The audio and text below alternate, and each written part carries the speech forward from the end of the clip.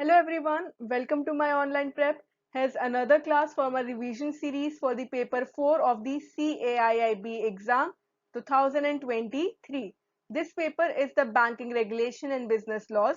Today we'll be discussing the chapter 3 of module A, that is regulation of banking business. We'll be discussing the most important MCQs that are crucial from the exam point of view. Alongside, we'll also discuss the topics that are related to the questions here itself. ये revision series है, आपका preparation अब तक complete हो गई होगी, syllabus आपने complete कर लिया होगा, बट रिवीजन भी इक्वली इंपॉर्टेंट है ताकि आपने जो भी टॉपिक्स पढ़े वो फिर से आपके माइंड में क्लियर हो जाए। बेस्ट तरीका जब टाइम कम होता है, स्ट्रैटेजी होती है एमसीक्यूज के थ्रू। एमसीक्यूज के साथ में आपको ये भी पता चल जाएगा कौन से टॉपिक्स है जहाँ आप लैग कर रहे हो, आप फिर से जाकर उन टॉपिक्स को पढ़ सकते हो। So these videos are available for free on the YouTube channel of My Online Prep. So do like these videos, subscribe to the channel so that you do not miss any video that is being uploaded. Now let us see what all topics are covered under this chapter. Now this chapter is all about the regulation of the banking business. So banking business में क्या क्या चीजें आती हैं? The power to issue directions, acceptance of deposits, nomination, loans and advances, regulation of interest rates, regulation of the payment system, internet banking guidelines, regulation of the money market instruments, banking ombudsman and regulation to strengthen the financial stability. तो आज के time पे जो nation में hot topics चल रहे हैं उसके अकॉर्डिंग अगर हम लोग देखें तो क्या क्या इंपॉर्टेंट टॉपिक्स है हमारे लिए। We have the topic such as regulation to strengthen the financial stability, banking ombudsman, then internet banking regulations, क्योंकि डिजिटल मार्केटिंग, डिजिटल बैंकिंग पे आज ज्यादा फोकस है, ज्यादा थ्रस्ट है, इसलिए ये भी एक इंपॉर्टेंट टॉपिक है। Then regulation of the payment system as well as the power to issue directions. These are some of the important topics. So we'll be discussing MCQs and we will also cover these topics in brief. Now let us see what's our first question for today's session. The first question is, which ratios are required to be maintained by banks under the provisions of the Banking Regulation Act and the Reserve Bank of India Act? So Reserve Bank of India Act और Banking Regulation Act कुछ ratios बताता है जो कि banks को maintain करने पड़ते हैं. We are given certain statements. This is a statement type question. यहाँ पे statements देख के फिर accordingly जो 4 options है इसमें से answer करना है. Statements क्या है? Capital adequacy ratio, the cash reserve ratio, statutory liquidity ratio और the return on assets ratio. So इसमें से जो हमारे लिए important है, it is cash reserve ratio and statutory liquidity ratio, that is 2 and 3. The right answer is C, 2 and 3. Cash reserve ratio होता है जितने भी डिपॉजिट्स बैंक के पास आते हैं उसमें से कोई एक पार्ट होता है जो सर्टेन परसेंटेज बताता है आरबीआई, जो कि बैंक्स को आरबीआई के पास रिजर्व रखना होता है. So part of their deposits that they have to keep as reserves with RBI. And then SLR यानी कि statutory liquidity ratio, ये होता है जो बैंक्स को खुद के पास रखना पड़ता है. ऐसा इसलिए होता है, उसमें से उनके कुछ जो लिक्विड एसेट्स होते हैं, as part of the liquid assets they have to keep this. ये इसलिए होता है कि पहले तो जो भी डिपॉजिटर्स हैं उनकी डिमांड्स को मीट करने के लिए, अगर वो लोग आते हैं उनको एडवांसेस चाहिए होते हैं या उनको विड्रॉ करना होता है तो उसको मीट करने के लिए, प्लस आरबीआई इन दोनों को यूज करता है फॉर मॉनेटरी स्टेबिलिटी. तो ये आरबीआई की मॉनेटरी पॉलिसी के अंडर आता है. ये रेट्स आरबीआई बताता है फ्रॉम टाइम टू टाइम. उसको जब इन्फ्लेशन कंट्रोल करना होता है, मनी सप्लाई करनी होती है कंट्रोल, वो अकॉर्डिंग इन रेट्स को चेंज करता है. So both of these rates, these come under the reserves that the banks have to keep under the provision of the Banking Regulation Act and the Reserve Bank of India Act. Now capital adequacy ratio, return on asset ratio, ये दोनों भी important ratios हैं, but ये reserves के अंदर नहीं आते हैं. These are separate. So the right answer is C, that is 2 and 3.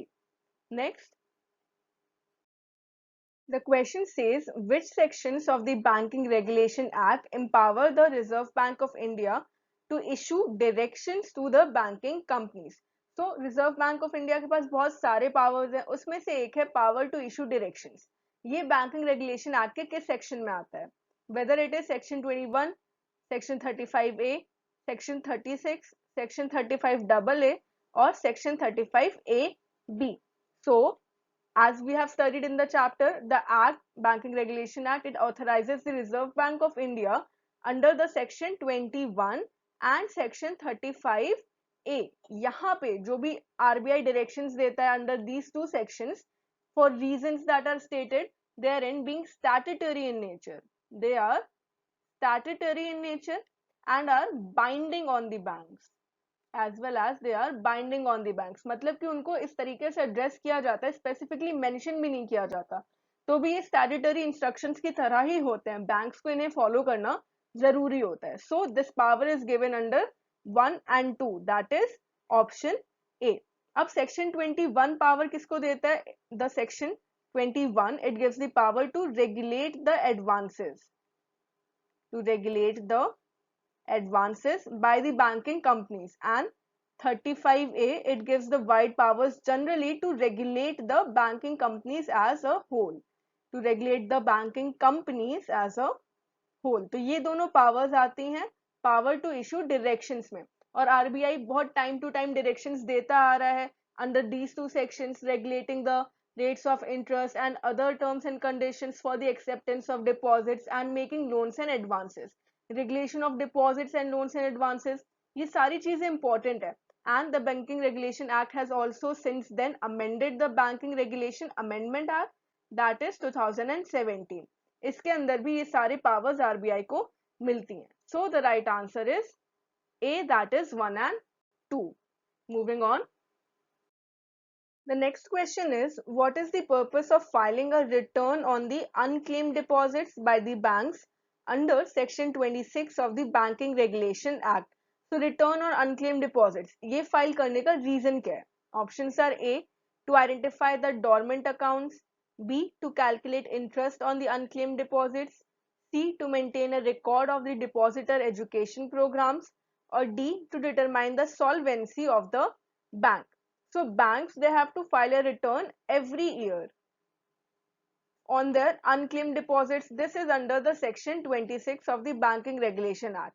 This return, it has to be filed within 30 days of the end of each calendar year in the form and manner that has been prescribed, and should cover all the deposits not operated for 10 years. तो जो भी deposits हैं जिनको 10 years तक operate नहीं किया गया है, उसकी सारी information ये form में prescribed तरीके से provide करनी होती है. And in the case of fixed deposits, this period of 10 years, it starts from the expiry of the period of the deposit. तो यहाँ पे इससे हमें पता चलता है कि it is to identify the dormant accounts, वो accounts जिनको operate नहीं किया गया है. And herein an important information is that the amending act of 2013, it has introduced the setting up of a depositor education and awareness fund, depositor education and awareness fund under section 26A. This is under section 26A. ये इसलिए ताकि जो imperative deposit accounts है जिनको claim नहीं किया गया या फिर operate नहीं किया गया for a period of 10 years or more, so within a period of 3 months from the expiry of the said period of 10 years, with the provision for the amount to be claimed back by the original depositor, legal heirs, nominee, on any time before following the due procedure. So ये depositor education awareness fund इसीलिए create किया गया है. और यहाँ पे return claim क्यों किया जाता है? Return on the unclaimed deposits, this is filed so as to identify the dormant accounts. So ये सारी information बहुत ज़्यादा ज़रूरी है. The right answer is A. Next. The question says, if the nominee is a minor, what provision does the Banking Regulation Act make? तो ये किससे related है? ये नॉमिनेशन से रिलेटेड है. नॉमिनी क्या होता है? The person who is entitled, the person who is entitled to all the rights of the depositor and to whom the amount comprising of the deposit would be returned in the event of death of the sole depositor, all the depositors under the nomination. तो nominee वो person होता है, अगर जो depositor है जिसने वो create किया account में deposits कर रहा है उसकी death हो जाती है, तो वो nominee appoint करके गया है, उसकी डेथ के बाद वो सारा जो भी अमाउंट है डिपॉजिट्स का वो किसको दे दिया जाता है? उस नॉमिनी को. इसीलिए नॉमिनेशन किया जाता है.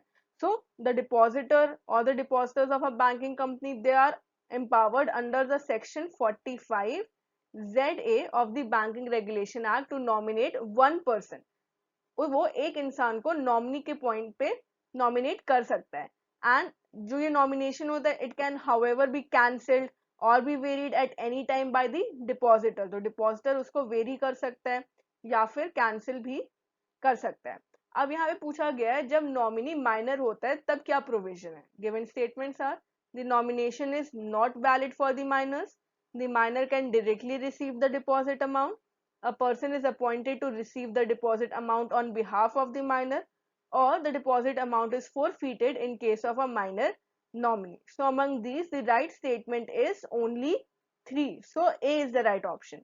अगर जो नॉमिनी है जिसको अपॉइंट किया गया है वो माइनर है तो उसके केस में अपॉइंट किया जाता है एक दूसरा पर्सन जो उसके बिहाफ पे उस अमाउंट को रिसीव कर देता है, एंड देन जब उसकी लीगल एज होती है तो उसको वो फॉरवर्ड कर दिया जाता है. So this is the provision in the case of minor. Now the payment by a bank, this should be in accordance with the provisions that gives a valid discharge to the bank. Nomination से related जो भी rules हैं, जो भी provisions जो RBI ने दिए हैं या फिर बैंकिंग रेगुलेशन एक्ट के अंदर है, ये जरूरी होता है कि हमको पता हो. पेमेंट जो होता है बैंक का नॉमिनी की तरफ से does not affect the right or claim by the person that they have against the nominee in respect of the amount that is received by her or him. तो ये सारे प्रोविजंस ये हमको पढ़ना जरूरी है. Here the right answer in the case of minor is that a person is appointed to receive the deposit amount on behalf of the minor. So the right option is option A. Moving on. The next question is, what are the circumstances under which the RBI may issue directions regarding the advances by banking companies? So ये loans and advances के अंदर आता है. RBI कब कब directions issue करेगा? Given statements are to promote healthy competition among banks, to regulate the interest rates on the loans and advances, to ensure compliance with the legal requirements, to maintain financial stability in the banking system. अब RBI जब भी कोई भी directions देता है loan से advances से related तो उसका डायरेक्टली रिलेशन हेल्दी कंपटीशन से नहीं होता है. वह हेल्दी कंपटीशन प्रमोट करने के लिए कोई भी डायरेक्शंस इशू नहीं करता. बाकी इंटरेस्ट रेट रेगुलेट करने को, compliance with the legal requirements and financial stability, ये तीनों ही सर्कमस्टांसेस हैं जब आरबीआई डायरेक्शंस इशू करता है. So the right answer is 2, 3 and 4. That is option C, 2, 3 and 4. RBI किन किन मैटर्स में दे सकता है या फिर वो डायरेक्शंस देता है? It is for the purpose for which the advances may or may not be made, also the margins that have to be maintained in respect of the secured advances, then the maximum amount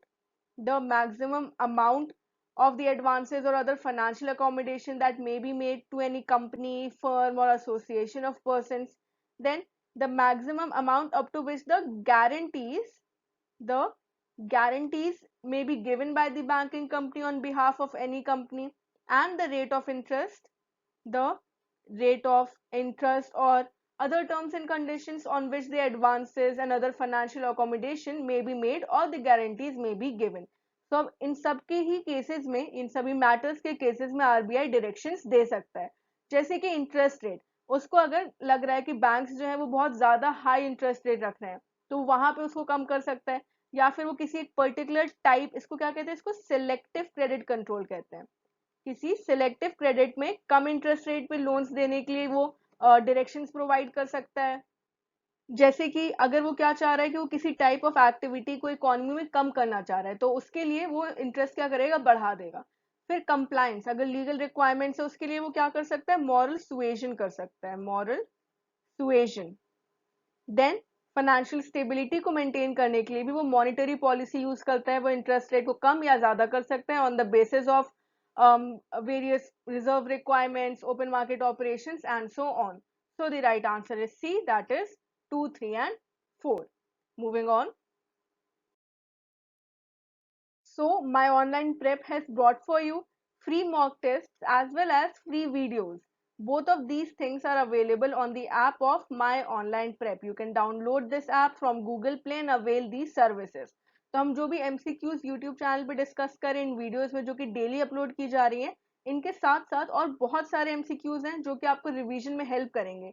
ये सारी ही चीजें online prep के app पे available है. सो avail the services, because अगर हम आपको assure करते हैं कि अगर आप ये सारे मॉक टेस्ट सॉल्व कर रहे हो, आप ये सारी वीडियोस देख रहे हो, आपका रिवीजन सही से कंप्लीट हो रहा है टाइमली मैनर में, तो you can easily get 60+ marks in your examination. आप इजिली इस एग्जाम को क्वालिफाई कर सकते हो. So both of these things are available. आप इनको अवेल कीजिए, अपने रिवीजन को 100% कीजिए एंड वी एश्योर यू कि आप आसानी से इस एग्जाम को क्वालिफाई कर सकते हो. So download the app and avail these services now. Now let's move on to the next question. The next question is, which entities are allowed to offer differential rates of interest on term deposits that are based on tenor and quantum? So कौन सी entities हैं जो कि differential rates of interest offer कर सकते हैं? These statements are scheduled commercial banks, cooperative banks, small financial banks, that is SFBs, or the regional rural banks. So out of these जो differential rate of interest offer कर सकते हैं, these are the scheduled commercial banks, small financial banks, as well as the regional rural banks, that is 1, 3 and 4. 1, 3 and 4 is option D. Cooperative banks को अलग से इसमें mention नहीं किया गया, स्पेसिफिकली मेंशन नहीं किया गया कि वो differential rates of interest offer कर सकते हैं on the basis of term deposits on tenure and quantum. Only the scheduled commercial banks, small finance banks, as well as regional rural banks, they are allowed to offer the differential rates of interest. So D is the right answer. Next. The next question is, which three major areas did the working group on the internet banking focus on as per the guidelines that are set by the Reserve Bank of India? So internet banking के अंदर main areas क्या है focus के that are set by the guidelines of the Reserve Bank of India? Option A, cyber security, marketing strategies and customer support. Option B, technology and infrastructure, legal framework and risk management. Option C, user interface design, data analytics and financial inclusion. Or option D, fraud prevention, market research and competition analysis. So the working group on internet banking, इन्होंने क्या क्या examine किया था? They examined technology and infrastructure related concepts, then the legal framework governing the internet banking, as well as the risk management practices. So the right answer is B, technology infrastructure, legal framework and risk management. Internet banking की working group थी, working group on internet banking. Internet banking में सबसे ज्यादा जरूरी क्या है? Technology and infrastructure, क्योंकि digital banking है, यहाँ पे नया टेक्नोलॉजी चाहिए जो कि पहले केवल प्राइवेट सेक्टर बैंक्स या फिर फॉरेन सेक्टर बैंक्स के पास थे. अब जब पब्लिक सेक्टर बैंक्स भी डिजिटल बैंकिंग में इन्वॉल्व हो गए, इंटरनेट बैंकिंग सर्विसेज दे रहे हैं, हर एक सर्विस अब ऑन अ गो, फोन पे, मोबाइल पे, इंटरनेट पे अवेलेबल है, वेबसाइट्स के थ्रू, इवन एप्स के थ्रू. इसके लिए टेक्नोलॉजी और इंफ्रास्ट्रक्चर होना चाहिए. प्लस जो एम्प्लॉयज हैं, they should have the necessary skills and knowledge so that उसको इजीली इंप्लीमेंट किया जा सके. Then legal framework, legal framework किससे रिलेटेड होता है? किस तरीके से प्रोटेक्ट करना है, protect the interest of the customers, किसी भी तरीके के फ्रॉड्स ना हो उनके साथ, आइडेंटिटी थेफ्ट, ऐसी सारी चीजों को अवॉइड करने के लिए. And risk management, risk management क्या क्या हो सकता है? सबसे बड़ा रिस्क मैनेजमेंट आएगा रेपुटेशनल रिस्क से रिलेटेड. रेपुटेशनल रिस्क, क्योंकि अगर कोई भी फ्रॉड होता है इंटरनेट बैंकिंग के थ्रू, जो कि आज के टाइम पे काफी ज्यादा भी है, उसको मिटिगेट नहीं किया जाता है, तो ये बैंक की रेपुटेशन को डिग्रेड कर सकता है. तो यहाँ पे जो मेजर फोकस एरियाज थे वर्किंग ग्रुप के, these were technology and infrastructure, legal framework and risk management. So the right answer is B. Next. The question says, which regulatory body in India is responsible for setting the prudential limits for outstanding borrowings, transactions in the call, notice and term money markets? तो ये money market से related question है. कौन सी regulatory body है India में जो कि prudential requirements देती है, limits देते हैं, किस तरीके से outstanding borrowings को conduct किया जा सकता है in the call, notice and term money markets? Options are SEBI, that is Securities and Exchange Board of India, the Ministry of Finance, National Stock Exchange और the Reserve Bank of India. तो यहाँ पे अगर हम लोग carefully देखें तो prudential limits कौन देता है? It is given by the Reserve Bank of India, इसके पास ये अथॉरिटी होती है. अब इन प्रूडेंशियल लिमिट्स का मेन फोकस क्या होता है, ऑब्जेक्टिव क्या होता है? These are aimed at maintaining stability in the money market. Money market stable रहे, बहुत ज्यादा हाई इंटरेस्ट ना हो या लो इंटरेस्ट ना हो, बहुत ज्यादा वोलेटिलिटी ना रहे, उसके लिए. Plus N efficient functioning of the money market, क्योंकि अगर यहाँ पे ये गाइडलाइंस प्रूडेंशियल लिमिट्स नहीं होंगी तो हो सकता है कि बहुत ज्यादा यहाँ पे वोलेटिलिटी की वजह से एफिशिएंटली फंक्शन ना हो पाए. So to maintain stability and efficient functioning of the money markets, these prudential limits in the outstanding borrowing transactions of the money market are given by the Reserve Bank of India. So the right answer is option D. Moving on. The next question is, under the Integrated Ombudsman Scheme 2021, which entities fall under the jurisdiction of the RBI Ombudsman mechanism? तो Integrated Ombudsman Scheme ये बहुत important है क्योंकि इससे काफी सारे questions बाकी exams में भी आ रहे हैं, तो बहुत चांसेस है कि यहाँ पे भी क्वेश्चंस पूछे जाए। तो इंटीग्रेटेड ओम्बड्समैन स्कीम के अंदर क्या क्या आता है? The scheduled commercial banks only, non banking financial companies only, primary cooperative banks only, or entities that are regulated by RBI including the NBFCs and cooperative banks. So जो integrated ombudsman scheme है इसका नाम यह इसीलिए क्योंकि जो already existing ombudsman schemes है RBI की, जैसे कि first the banking ombudsman scheme of 2006, then the ombudsman scheme for the NBFCs or 2018, and the ombudsman schemes for the digital transactions that came in 2019. तो अब ये तीनों ही इसके अंदर इंटीग्रेट कर दिए गए हैं and it covers all the entities that are regulated by RBI including the NBFCs and cooperative banks. So the right answer is A, only 4. अब बाकी सारे स्टेटमेंट्स में यहाँ पे लिखा है शेड्यूल्ड कमर्शियल बैंक्स ओनली या फिर NBFCs ओनली और कोऑपरेटिव बैंक्स ओनली। अगर ये ओनली ना होता तब ये ठीक होते, लेकिन ये सारी ही एंटिटीज को कवर करता है। Also, ये जो scheme है that is framed by the Reserve Bank of India in exercise of the powers that are conferred under Section 35A of the Banking Regulation Act of 1949. इसमें अंदर क्या क्या आ रहा है? Payment and settlement systems act आ रहा है, उसके अलावा Reserve Bank of India act आ रहा है. It is focused on providing cost free redress of the customer complaints जहां पे भी सर्विसेज में कुछ कमी है that are rendered by the entities regulated by the Reserve Bank of India. This is उनकी जो भी complaints हैं these are to be resolved within 30 days by the regulated entity. अब इसके अलावा जो इसके अंदर आते हैं what all come under its ambit, it is the non-scheduled primary cooperative banks that have a deposit of more than rupees 50 crore. तो अगर कोई जो प्राइवेट कोऑपरेटिव एंटिटीज हैं वो भी आ सकते हैं, उनका अगर जो डिपॉजिट साइज है ये 50 करोड़ से ज्यादा है. This scheme adopts the one nation one ombudsman approach. One nation one ombudsman, इसमें बहुत सारे सेलिएंट फीचर्स हैं. अब क्योंकि ये इंपॉर्टेंट टॉपिक है इसलिए उसको रिवाइज करना जरूरी है. क्या क्या सेलिएंट फीचर्स हैं? अब यहाँ पे कंप्लेंट को आइडेंटिफाई करना जरूरी नहीं है. It is no longer the necessary for a complaint to identify under which scheme she or he should file the complaint. जरूरी नहीं है कि वो पहले आइडेंटिफाई करे किस स्कीम में उसको फाइल करना है. देन यहाँ पे डेफिशिएंसी इन सर्विस मेंशन किया गया है, मतलब कि जो कंप्लेन है ये लिस्ट ऑफ एक्सक्लूजन्स है. Complaints would know longer be rejected simply on account of not covered under the grounds. तो सिंपली उसको रिजेक्ट नहीं किया जा सकता है. स्कीम में ज्यूरिडिक्शन, ईच ओम्बड्समैन ऑफिस का जो ज्यूरिसडिक्शन था ये भी इसमें हटा दिया गया है. Centralised receipt and processing centre setup किए गए हैं. This has been set up in Chandigarh for the receipt and initial processing.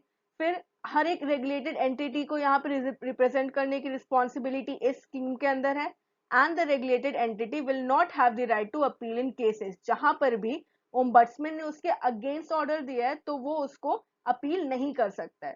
So these are all the salient features. It is very important for you to thoroughly revise this topic. Here the right answer is only 4, that is option A. Next. And the last question for today's session is, which sections of the Banking Regulation Act apply to the foreign banks that are operating in India in terms of creating a reserve fund? तो ये foreign bank से related है, उनको जो operate कर रहे हैं India में उन्हें reserve fund create करना होता है. ये किस section के अंदर cover होता है? Given options are section 17(1), section 29A, section 11(2) or section 17(2). So actually this comes under the section 11(2) of the Banking Regulation Act that applies to the foreign banks that are operating in India. Now instead of creating a fund under the section 17(1), the foreign banks are actually required to deposit